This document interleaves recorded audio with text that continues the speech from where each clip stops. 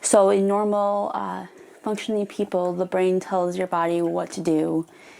And with FND, one or more of those signal paths get kind of messed up, so it doesn't tell your body quite what to do right.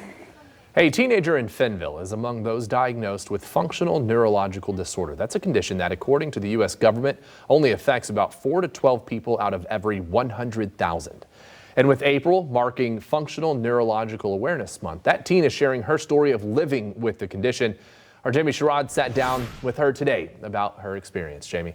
Josh, Lexi Koopman was diagnosed with FND at just 15 years old. Since then, she spent a total of 275 days in the hospital. It's something she wants people to be more aware of, and for others who may be dealing with it, to know there's still hope.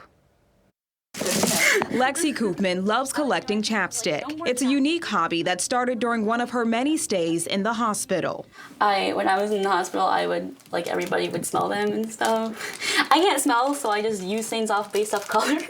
She was diagnosed with functional neurological disorder, or FND, in 2021. It's a neurological condition that causes a disconnect between the brain and the body. There's no definite cause, but it's believed to be a way the body processes stress and trauma. I have missed a lot of my high school years in a hospital. I spent many days away from my family, and I went from, at first, just having a little bit of difficulty walking to being pretty much almost completely paralyzed. She's also dealt with seizures and malnutrition, losing her ability to swallow. The tube you see was originally placed to help her eat, but now it's how she takes her medication. Right now, there's no cure for FND, but it can be managed through treatment like physical therapy. Collection that you have. Yeah. It's impacted her life a lot, but she's not letting it stop her from living. Now that I'm actually functioning, mainly it's filled with now online schoolwork and appointments.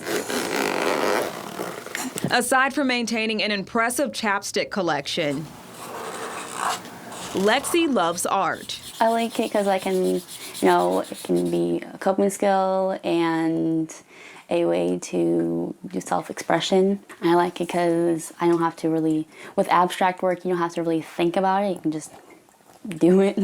When I first came to for my seizures, I couldn't really hold a pencil. So comparing that to being able to do my artwork like I used to is really helping.